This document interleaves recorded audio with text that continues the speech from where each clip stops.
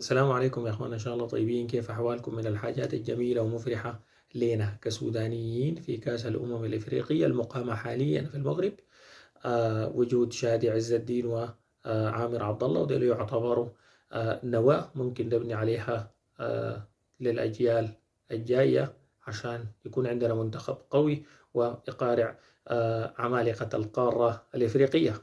الحاجه الاجمل يا اخوانا وجود حكمنا الدولي محمود شانتير لإدارة مباراة المنتخب المغربي والمنتخب السنغالي في نهائي كأس الأمم الأفريقية. وجود حكمنا الدولي محمود شانتير لإدارة مباراة المنتخب السنغالي والمنتخب المغربي دي تعتبر بالنسبة لنا مفخرة كسودانيين، لأنه تعيين الحكم السوداني بيعني إنه التحكيم السوداني نزيه ونظيف وحاسم. فدي من الحاجات اللي تستحق إنه نحن نحتفي بها وندعم حكمنا الدولي محمود إسماعيل شانتير.